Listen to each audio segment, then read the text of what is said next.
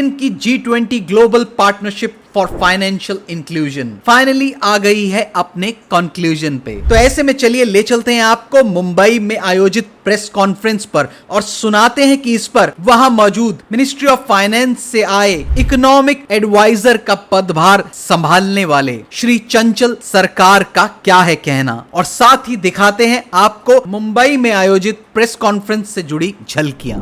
Global partnership for financial inclusion की जो meet है ये 3 दिन की मीट जो मुंबई में है, तो इसका क्या कंक्लूजन जो है निकला है, क्या कहना चाहेंगे? जो ये बहुत अच्छा डिस्कशन हुआ है ये 3 दिन, और जैसे कि आपको पता है कि इसका जो डिस्कशन चलती है वो इनका एजेंडा के हिसाब से चलते हैं, और उस हिसाब से हमारे जो डिस्कशन हुआ है सब ने इंडिया के बारे में, इंडिया का बहुत तारीफ़ किए हैं।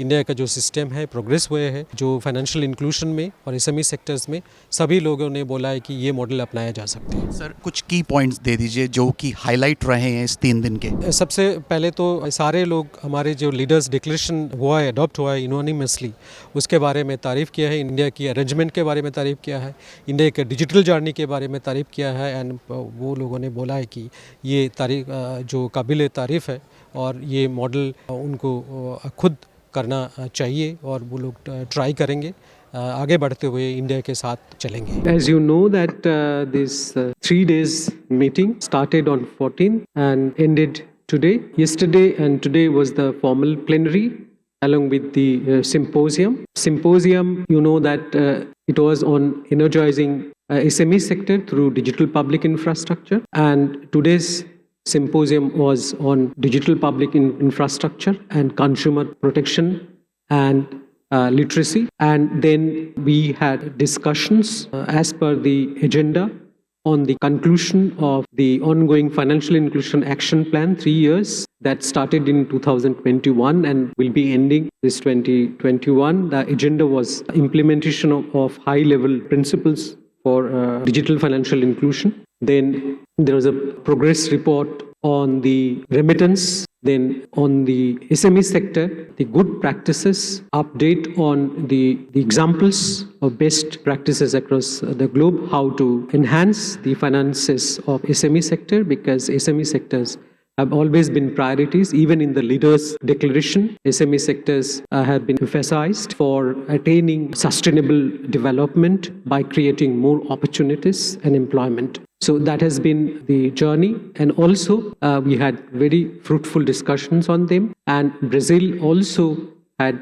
presented their initial priorities, how about to go on the financial inclusion, and their priorities on the quality of financial inclusion and the of financial well-being of individual and in entities. So all the discussions were there, and the today's morning discussion and the symposium was on the advancing financial inclusion through digital public infrastructure, empowering consumers through digital and financial literacy. And the second one was the consumer protection, where 5 panelists were there. They also discussed how modern technologies can be used to address the financial literacy and the consumer protection. However, it was also mentioned that responsible use of digital financial services would be important, and no amount of digital may be enough unless digital literacy are improved. It was also highlighted that it has to be responsible. The rules and regulations alone cannot prevent risks and cyber crime and such other things. So it was both responsible from the supply side and demand side. Regulators were also encouraged to allow innovations so that these kind of problems can be solved through innovative methods. So with this, there was a very rich discussions, and we had very fruitful discussions and go ahead. And it was also endorsed again and appreciated the India presidency's deliverables, which is G20 policy recommendations for advancing financial inclusion and productivity gains through digital public infrastructure, and also the new FIA financial inclusion action plan for next 3 years starting from 2024 to 26. Sir, namaskar. My name is Gaurav Narula. Sir, as you already talked about doing something with collaterals, easy norms for loans for SME. Sir, could you throw a light on the credit guarantees which you are talking about in this GPFI meet.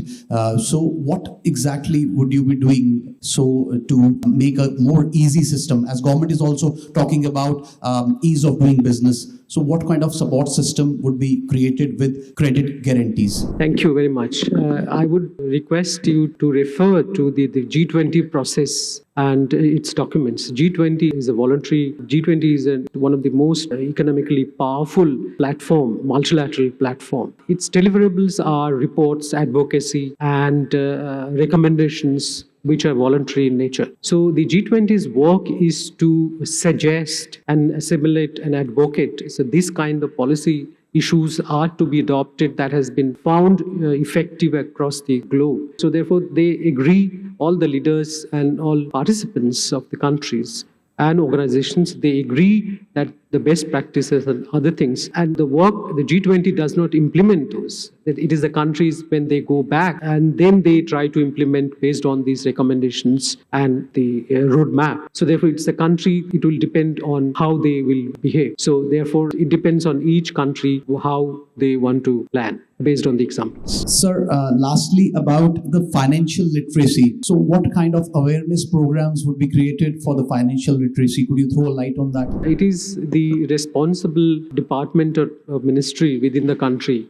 I think the Reserve Bank of India has a huge department and they are doing really very good work. In fact, the concerned CGM was there in the panel and she was explaining their ombudsman process. So Reserve Bank of India are in the forefront of organizing this. And I was told that they run their programs and awareness and on a continuous basis. I have reason to believe that they will upscale that. And then we also have a very fruitful discussions that it will be upscaled.